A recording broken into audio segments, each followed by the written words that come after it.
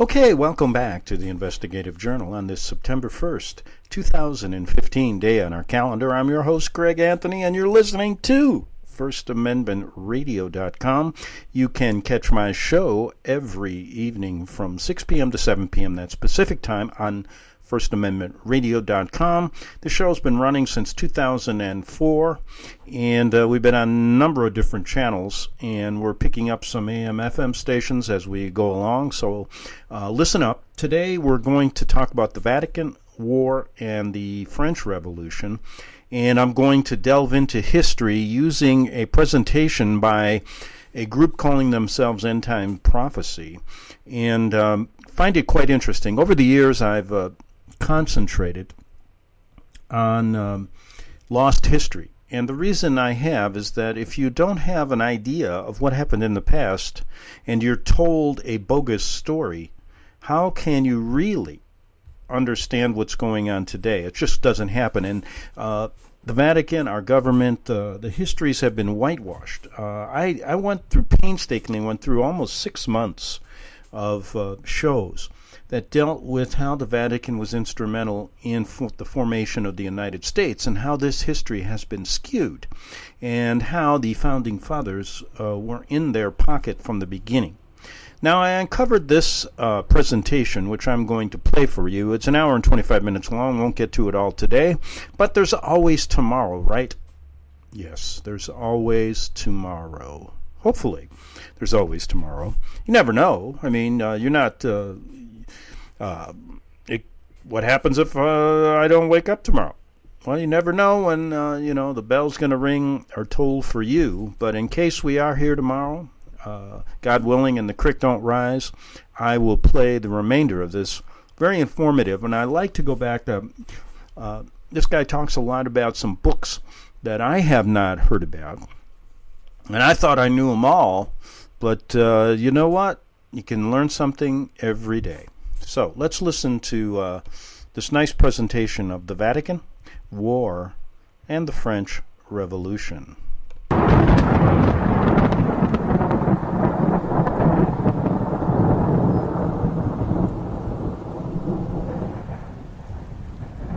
The generation of today has no clue about the truthful accounts of world history. And in the United Kingdom, school libraries are robbing their children of the vital facts of the past. Books like Moshim's Ecclesiastical History by John Lawrence Moshim are hard to trace. Ranks History of the Popes should be in people's private collection.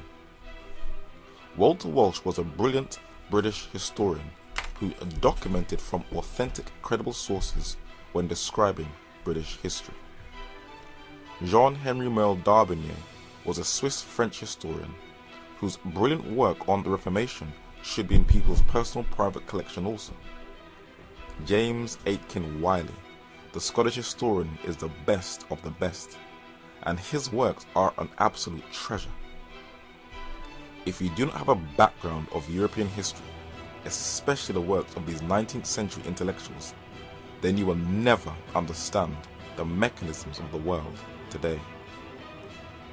An ex-Franciscan monk, Joseph McCabe, who became the papacy's fiercest critic, wrote a book in 1937 that was rewritten in 1951 titled The Papacy in Politics Today. And he gave a much more in-depth account than the weak historians we have today. He said that in the fateful year 1939, Cardinal Pacelli was elected Pope Pius XII. As a reward, Cardinal Hinsley says, for his 10 years superb fight for peace. He had allied the Vatican with Germany, Italy, and Japan, helped Franco to seize Spain, and delivered the peoples of South America to the tender mercies of fascist colonels and generals of the Peron type. His moral authority was mortgaged. On the very day of his coronation, March the 12th, Mussolini drove 69,000 Jews, beggared and suffering, from Italy. But the Pope was too busy to notice the outrage. His church, it is said, saved many Jews, yes, rich, converted Jews. The policy of the heads of the Roman Church is stamped in red letters on the history of Europe.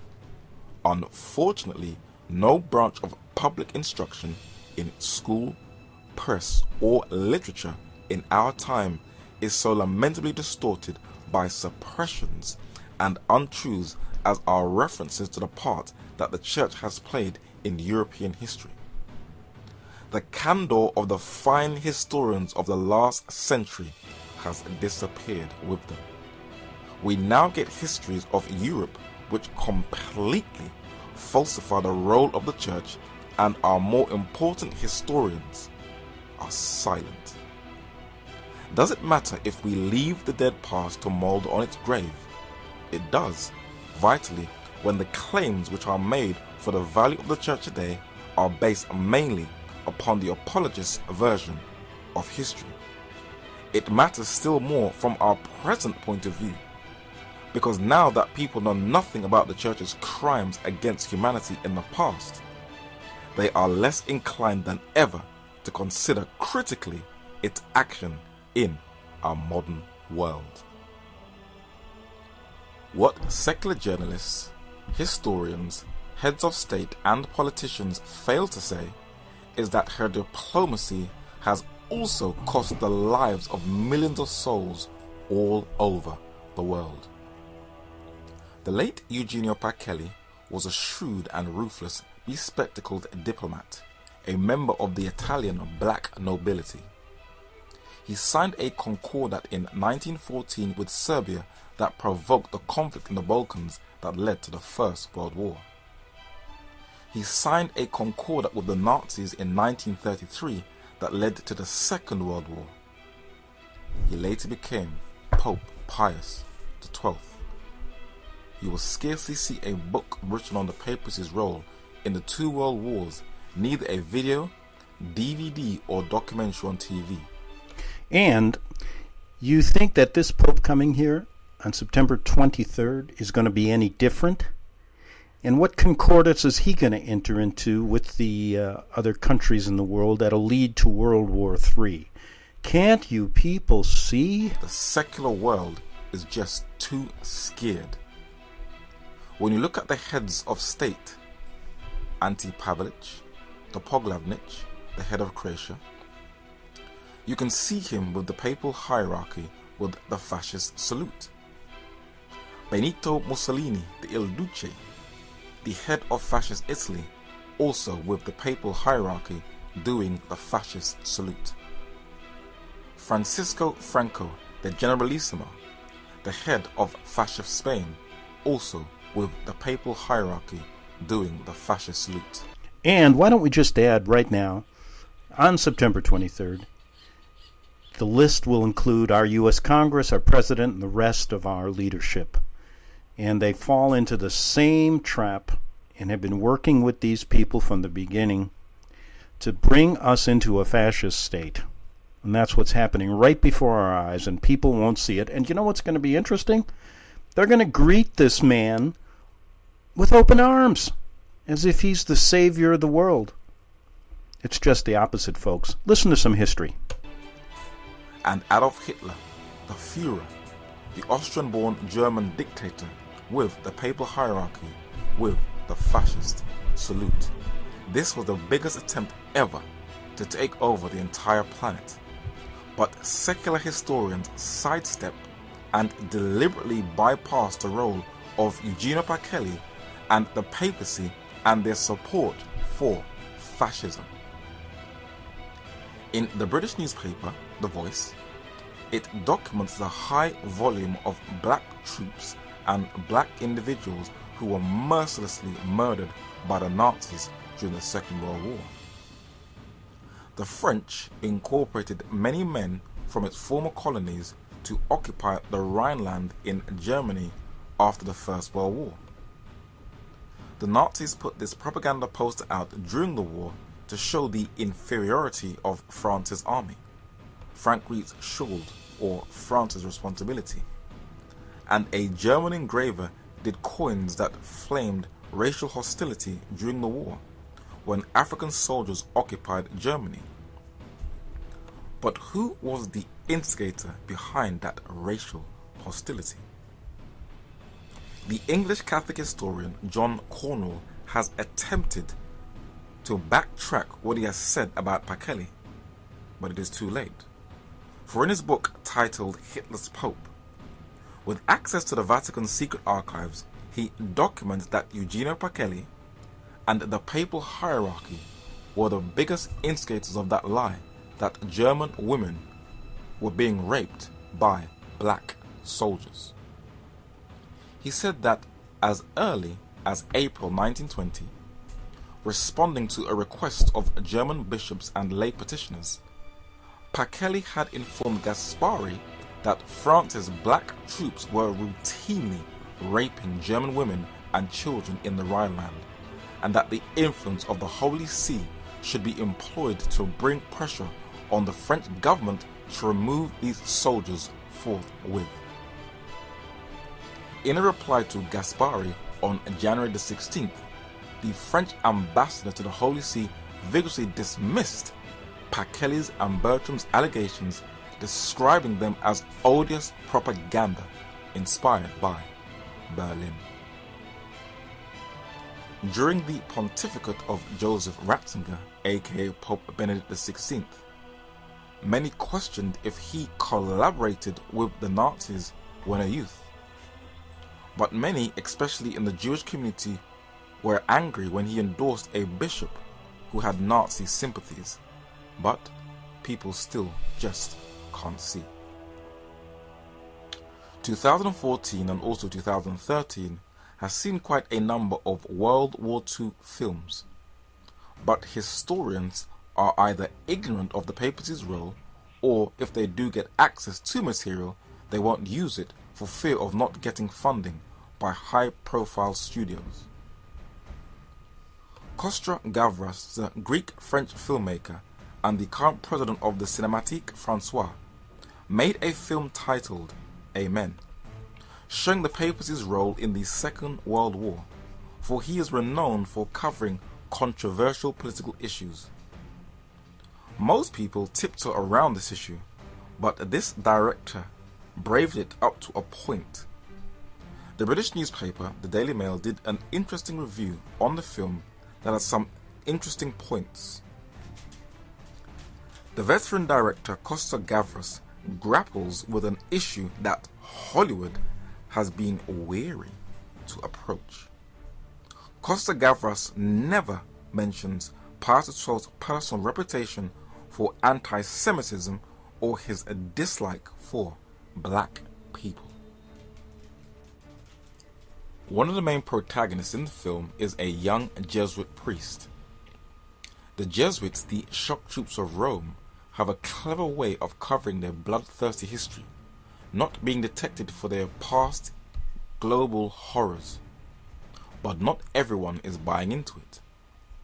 In a book titled Unholy War, the Vatican's Role in the Rise of Modern Anti-Semitism, Jewish writer David I. Kurtzer said that Roberto Farnicani, a member of the Fascist Grand Council, spoke on the Church and the Jews at Milan's Institute for Fascist Culture.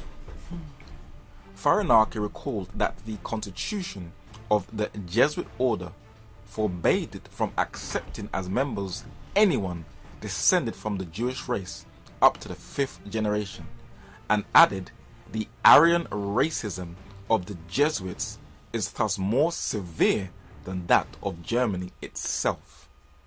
The fascists thus had in the Jesuits constant precursors and masters in the Jewish question, and if we can be faulted for anything, it is for not having applied all of their intransigence in our dealings with the Jews. The seeds of Catholic anti-Semitism in Austria that had been planted with the Vatican's help in the last 2 decades of the 19th century continued to bear fruit in the years following the First World War. A widely distributed lecture by a well-known Jesuit orator, Victor Kolb, reflects the tenor of Austrian Catholic attitudes toward the Jews as the war began.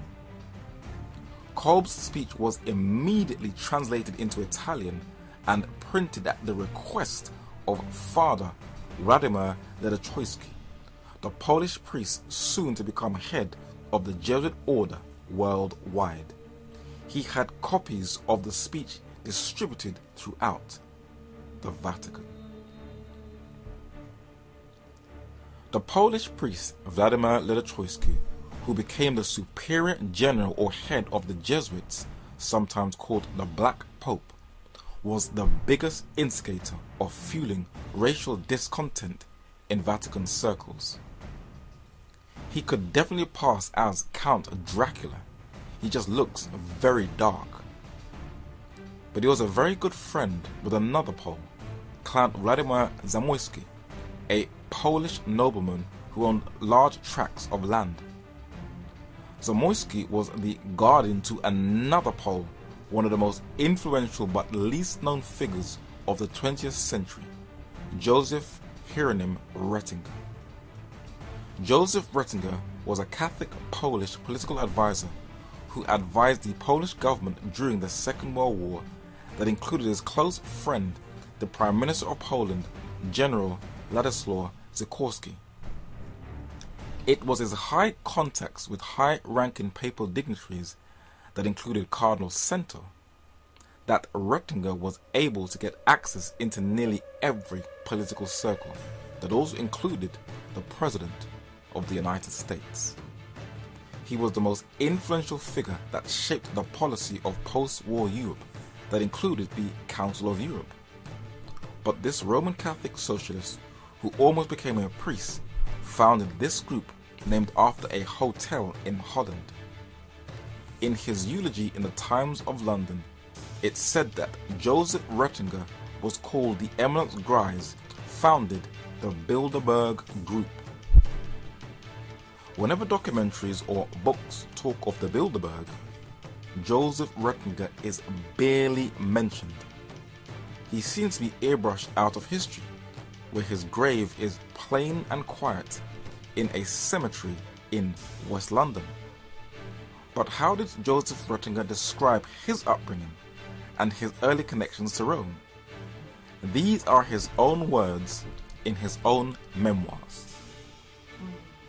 In 1924, wrote Ratzinger, I became imbued with the idea of the unity of Europe. My guardian after my father's death was Count Władysław Zamoyski, the head of one of the richest and oldest Polish families. Zamoyski was brought up by his mother, one of Poland's great ladies, a pillar of Catholicism and of the patriotic tradition. Through Zamoyski, I met some of the most distinguished Catholic clergymen in France, of whom I remember best Monsignor Bourillard, at that time a rector of the Catholic University of Paris, and later a cardinal, a round, rosy-cheeked, smiling, venerable prelate, an honest man, an eminent scholar, and a famous historian. To a young man like myself, educated in a devout Catholic atmosphere, another person whom I got in touch was the general of the Jesuits, Count Ledochowski, a Pole and a friend of my guardian, Count Zamoyski. Ratzinger's personal biographer said that the approach to the Vatican was a more difficult proposition. Fortunately, Ratzinger found that there was a man who could help. This was Dr. Luigi Gedda,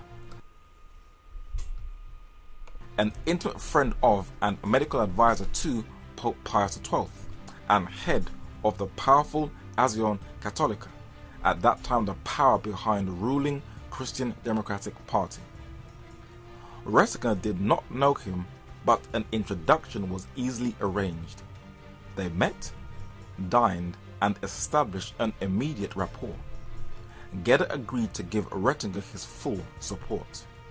He agreed to talk to the Pope and prepare the ground for the Curia.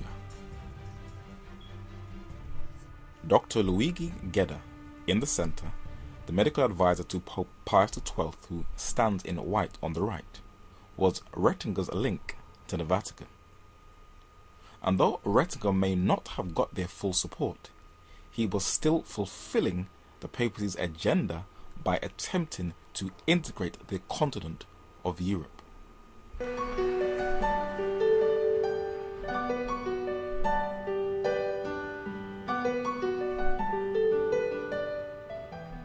Agli uomini e alle donne mafiosi.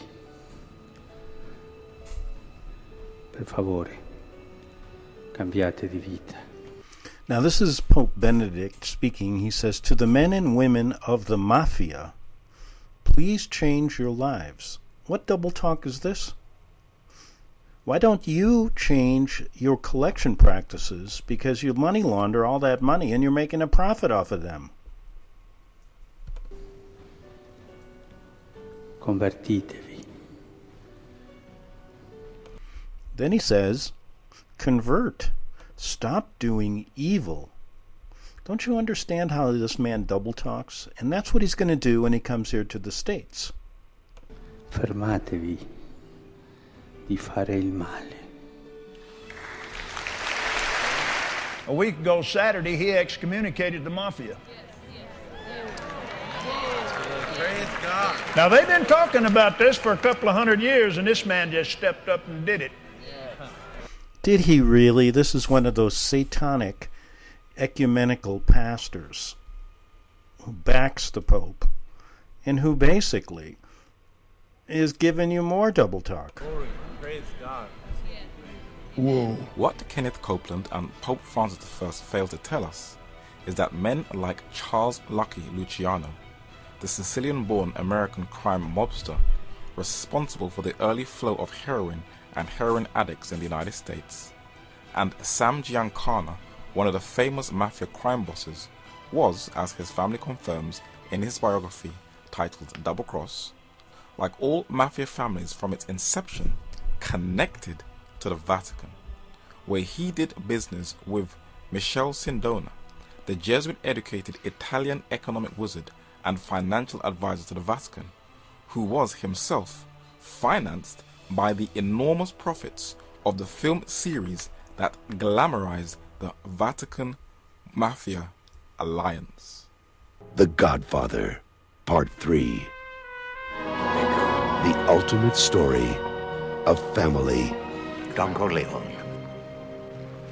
The Corleone family. Partners with the Pope. They may cry blasphemy. This is business.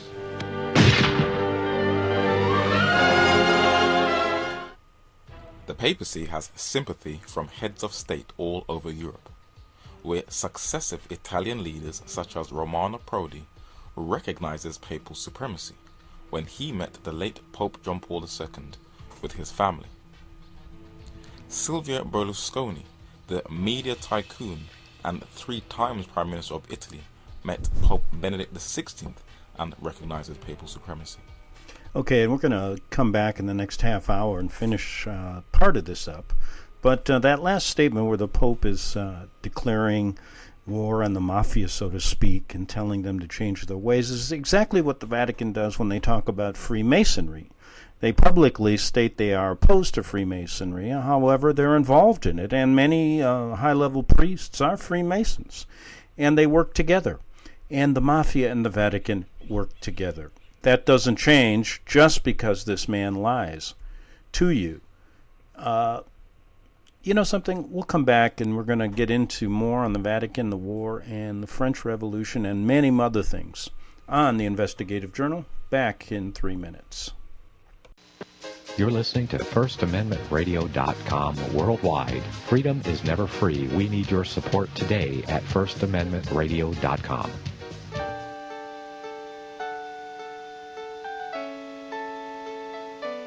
The program you are listening to is 100% sponsored by you, the listener, on this First Amendment Rights Media channel.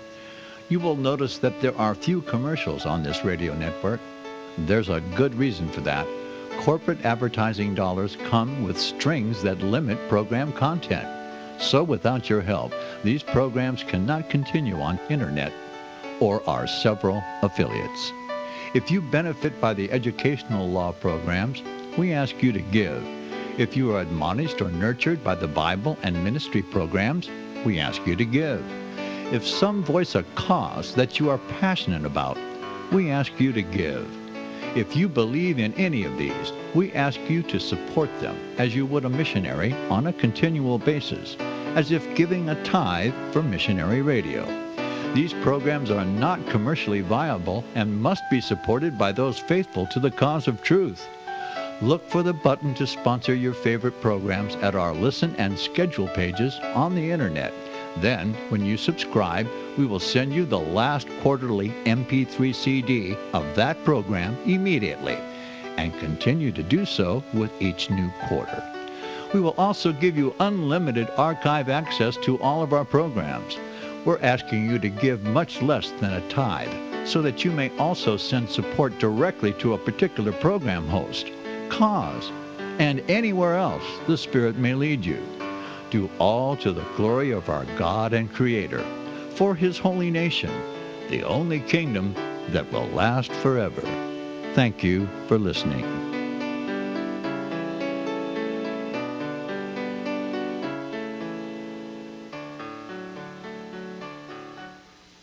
Since the beginning of time, kings have sought it, nations have fought for it.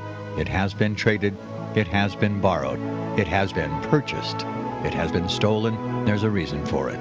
To secure the blessings of liberty to ourselves and to our posterity, invest with the security of gold and silver. Call Discount Gold and Silver Trading at 1-800-375-4188 or visit discountgoldandsilvertrading.net. Listen to Financial Survival with your host Melody Cedarstrom right here on FirstAmendmentRadio.com at 4 p.m. Eastern or 1 p.m. Pacific Time. Visit discountgoldandsilvertrading.net or call Discount Gold and Silver Trading at 1-800-375-4188. Toll free 1-800-375-4188. Okay, before we get back to this presentation, the Vatican War and the French Revolution, let me say this, that some people are going to say that the Vatican has changed from their days of working with Hitler, Mussolini, Stalin. I'm going to say they've never changed. They're the same then as they are now. And as far as the Vatican working with the Mafia, they've done it all the time. I happened to be in Rome for 6 or 7 years during the Vatican bank scandal in the 80s, when Michelle Sindona and all this thing came to light, when their involvement with Freemasonry came to light, and they have not changed. That was the 80s. Then you're going, at the 90s, 2000, the Jesuits, they're the same in 2015 as they were in the 1500s during the Protestant Reformation. And the sign that our government is working together with them shows you that they are just like Stalin, Hitler, and Mussolini. There's no difference. Nothing good is going to come of this. You will see. But how they can cover it, the Vatican is good at doing one thing, changing its image. And one reason they can change it is because they've whitewashed history. They control education. They control the books in the library. They control what you see on the internet. They control what you see in Hollywood. And it's all coming to fruition here on September 23rd. Then you're going to hear some people say that, oh, it's this Pope. He's the evil one. There's a good side to the Vatican. He's disrupting things. He's the part of the Illuminati, just like in that crazy movie Angels and Demons made by Ron Howard and Tom Hanks that tried to depict the Vatican on the good side and the Illuminati on the bad. And when I said all along, the Vatican is the Illuminati.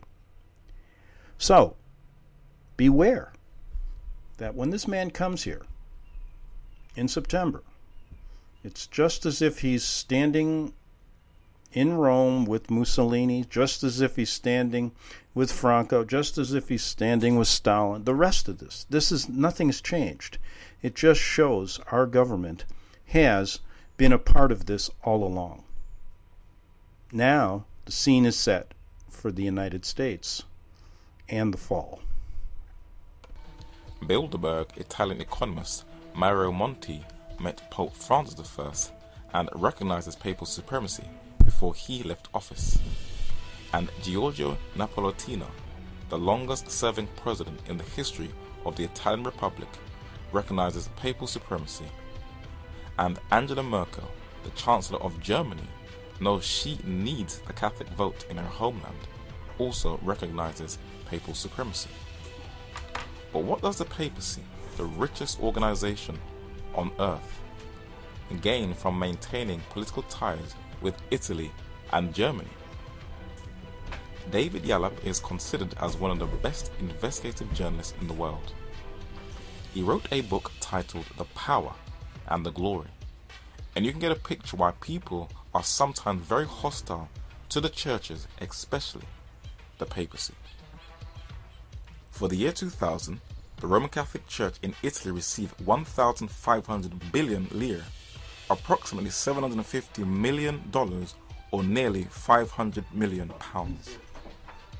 In the same year, the money that went to the German Roman Catholic Church from the German taxpayers, similar system, was 9.1 billion Deutschmarks, or $4.5 billion, or 3 billion pounds. In Old Blighty, better known as the United Kingdom, secular Britain has no clue of its own history. It was Avro Manhattan and his brilliant investigative research skills that opened the eyes of his mentor, English historian H.G. Wells, who, like Manhattan, worked for the British government during the Second World War. Wells said that the history of England since the Reformation could be written as a recurrent and generally combined attack on the Roman Catholic Church. Guy Fawkes was once renowned as the most famous Roman Catholic terrorist in English and world history. But thanks to the film V for Vendetta, he has now become the poster child for global revolution.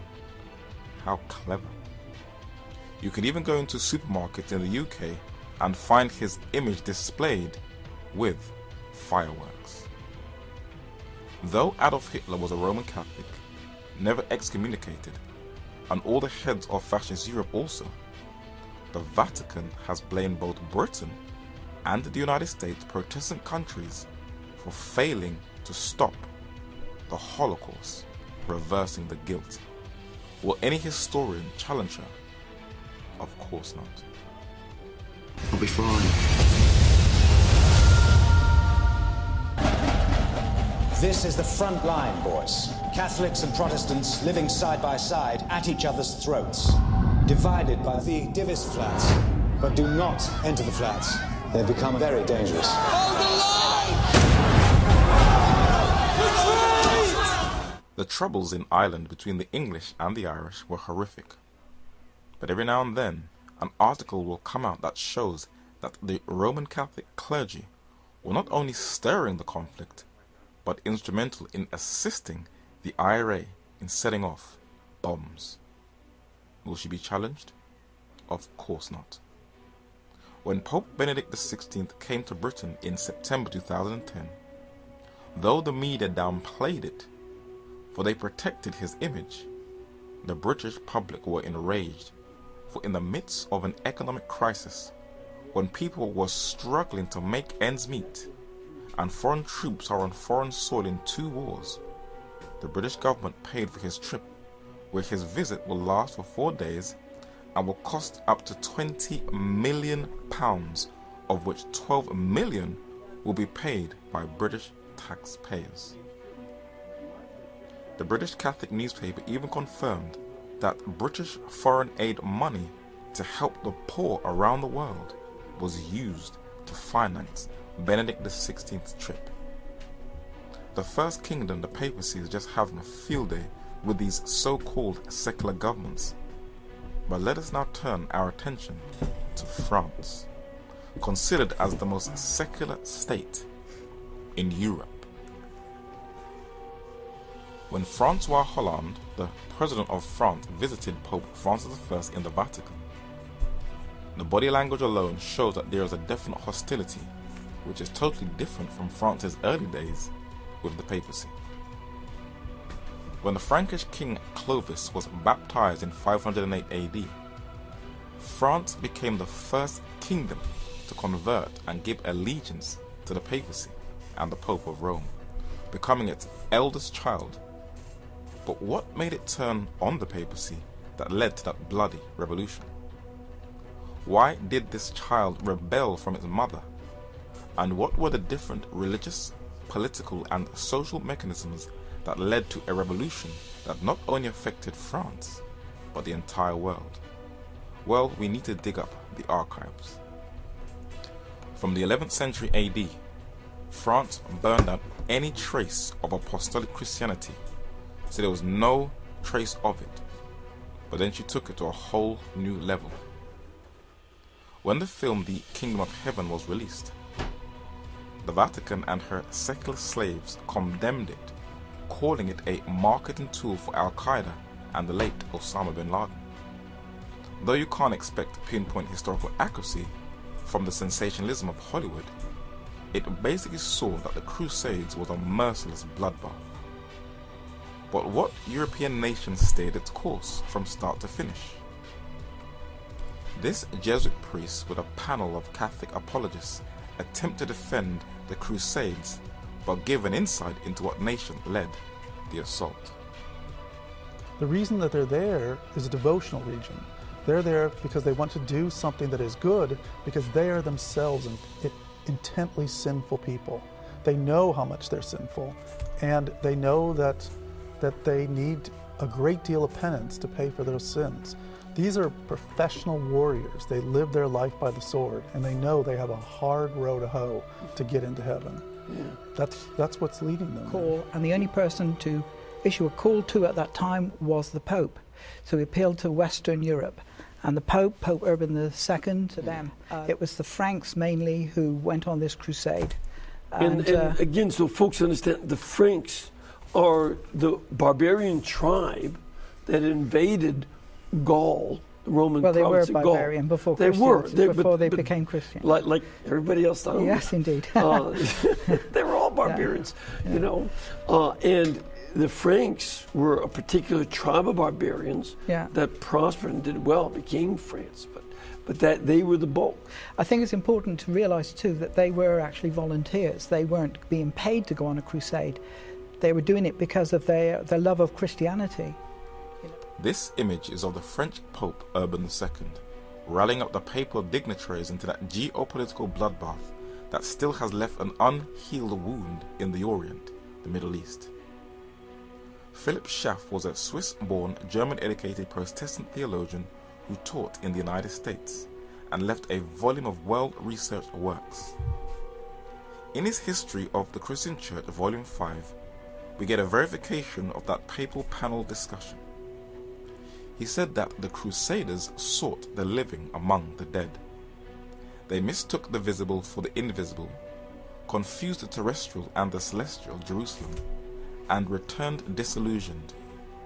They learned in Jerusalem, or after ages have learned through them, that Christ is not there, that he is risen and ascended into heaven, where he sits at the head of a spiritual kingdom.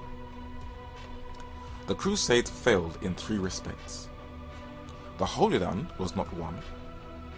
The advance of Islam was not permanently checked.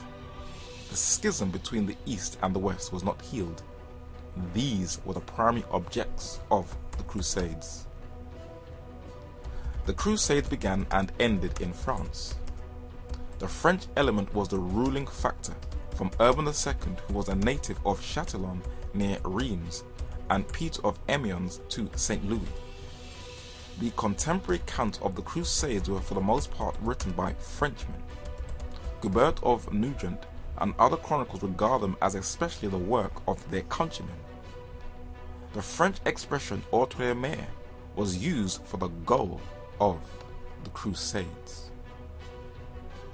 Though the whole of Western Europe fought in the Crusades, the driving force was France. But it wasn't just the Arab world that was to feel the wrath of the papacy. Those in Europe, especially in France, were also going to be a target. What would happen if the public, and not just academics only, were to get access to the ever so secretive Vatican archives and the Vatican Library? The modern world would see history in a completely different light.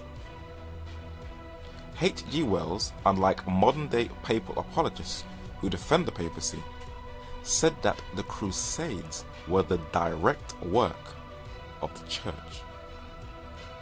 His young protege, Avro Manhattan, knew that Christians that practiced primitive apostolic Christianity were a target. He said that in the Dark and Middle Ages, whoever dared to think independently of Catholicism was mercilessly silenced by Catholic sword and fire. But that didn't stop people. John Fox was a 16th century English chronicler and historian. He collated extracts from 223 authentic documents that comprised of decrees, decretals, extravagants, pontificals, papal bulls, private manuscripts, episcopal registers, and state documents to compile acts and monuments, better known as Fox's Book of Martyrs, and he documented one of France's early reformers. Peter Waldo was a native of Lyons in France. He was a very rich merchant who sold all of his riches and wealth for the spreading of the gospel and for producing Bibles. This scholar, who labeled the Pope the Antichrist, when challenged by the Bishop of Lyons, said he ought to obey God rather than men, and he had to eventually flee for his life and dwelt among an already existing community called the Waldenses. These Christians worshipped in southern France in a place called Albi, where they got their name, the Albigenses. But they also spread in the provinces of Dauphine, Provence, Languedoc, or Gascogne. Carcassonne was a well-fortified city with a beautiful landscape and snow-capped mountains in the background. It is a UNESCO World Heritage Site and is considered as the most fortified and well-preserved medieval city in Western Europe. But the Crusaders were to besiege it, cut off the water supply, and take captive its inhabitants, and eventually fabricate their history. But one man was to rescue their history from oblivion and give them their rightful place. This is the gravestone of the best European historian who brilliantly chronicled history from the Caesars to the 19th century with such precise a detail. James Aiton Wiley has such a brilliant mind and was able to analyze history with a moral and deeply intelligent mind. In his History of Protestantism, published in the 19th century, he gave a solid account of the Albigenses in France. This is a bit lengthy. The Albigenses and other sects springing up at her door were more dangerous foes of the papacy than the Saracens of the distant east. The France of those days, the 12th and 13th centuries, was parted into 4 grand divisions. It is the most southerly of the 4, or Narbonne, to which our attention is now to be turned. To the riches of the soil were added the wealth of commerce, further embellished by the numerous castles of a powerful nobility. The lively and poetic genius of the people had enabled them to form a language of their own, namely the Provençal. In richness of vocables, softness of cadence, and picturesqueness of idiom, the Provençal excelled all the languages of Europe and promised the universal tongue of Christendom. Best of all, a pure Christianity was developing in the region. Foremost among these was the translation of the New Testament into the Provençal, the earliest of all our modern-day versions of the Scriptures. The hour of a great revolt against Rome appeared to be near. Surrounded by the fostering influence of art, intelligence, and liberty, primitive Christianity was here powerfully developing itself. It seemed verily that the 13th and not the 16th century would be the date of the Reformation, and that its cradle would be placed not in Germany, but in the south of France. The penetrating and far-seeing eye of Innocent III saw all this very clearly. He issued an edict enjoining the extermination of all heretics. Cities would be drowned in blood. Kings would be laid waste. Art and civilization would perish, and the progress of the world would be rolled. Now, if this organization, the Vatican, hasn't changed, ask your leaders how they can invite the Pope here and work together with a group like this. The reason is they're whitewashing history. They don't want you to know the truth, and they also don't want you to understand that the Vatican has never changed, and the leaders who work with them haven't either. Back for centuries, but not otherwise could the movement be arrested and Rome saved.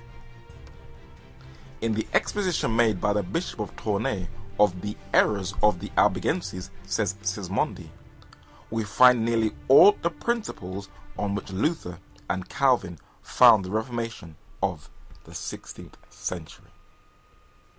Lotario de Conti de Segni, better known as Pope Innocent III, the Prince of Darkness, was a true manifestation of Satan.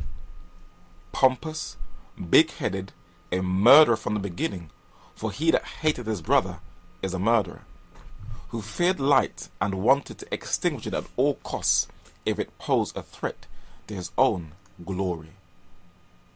He appointed Dominic, the father of the Dominicans, the Black Friars, his alter ego, to spearhead the Inquisition, where the Albigenses were a prime target, and the blood of the martyrs became the seed of the church.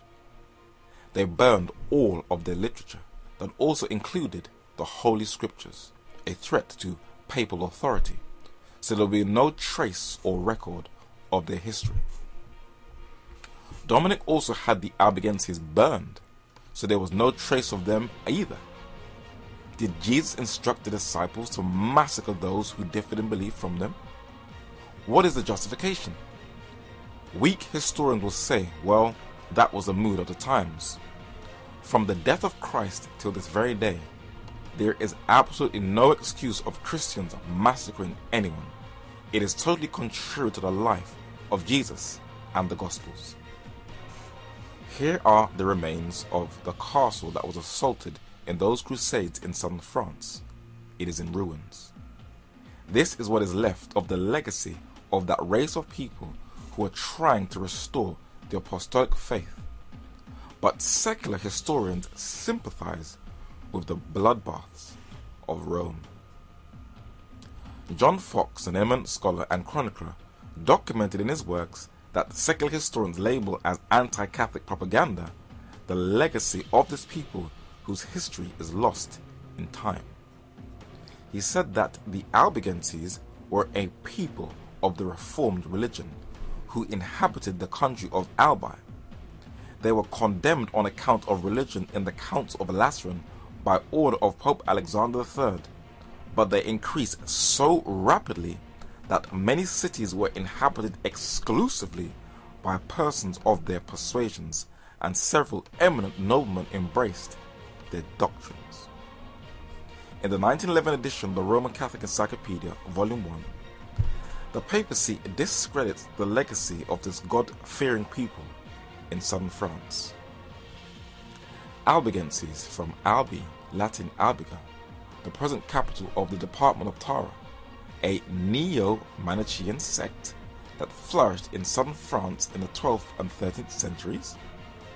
They were also called Catharis, though in reality they were only a branch of the Catharist movement.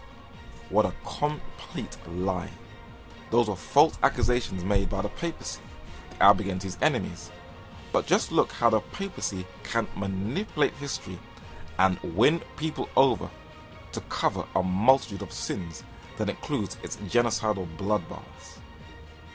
In the most exhaustive study and research book on secret societies titled Occult Theocracy, published in 1930, the author, Edith Starr Miller, also known as Lady Queensborough, though a Christian, she embraced not the reformers John Fox's account of the Albigenses, but the false account of the Catholic Church.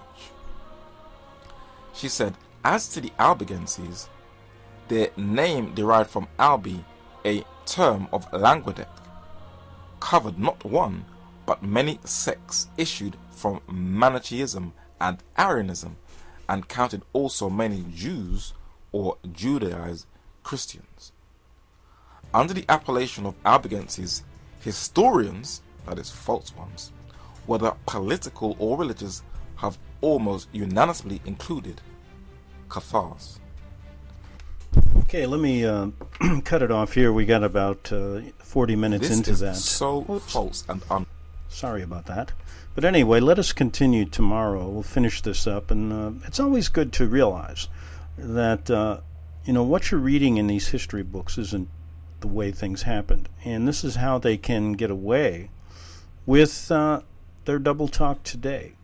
And just a quick story about the Albigenses and things that happened back then. If this was a true organization, they wouldn't have to lie, would they? But they've always lived on lies. And it's not going to end come September 23rd when the Pope is welcomed with open arms into our Congress.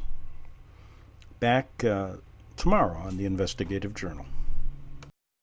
Visit crosstheborder.org, CROSS, crosstheborder.org, to get your print, EPUB, or PDF version of the book, The Rapture Will Be Canceled. That's crosstheborder.org. I know you all want answers, and believe me, so do I, and I'll do my best to get them.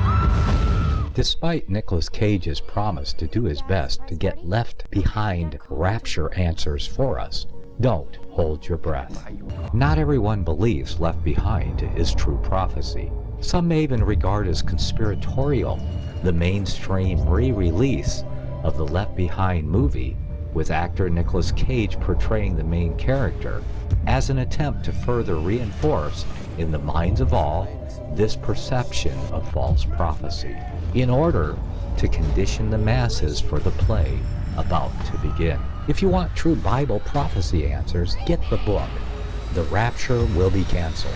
The author exposes the Latin rapture origin, the 7-year tribulation deception, true Bible revelation of Daniel's 70 weeks, the abomination of desolation, the restrainer, America in the Revelation, the image of the beast and the mark of the beast, and the truth about God's chosen people, and so much more about Bible prophecy. This book will shatter the Left Behind paradigm of future events. Get the book, The Rapture Will Be Canceled. Visit crosstheborder.org, CROSS, crosstheborder.org, to get your print, EPUB, or PDF version of the book, The Rapture Will Be Canceled. That's crosstheborder.org.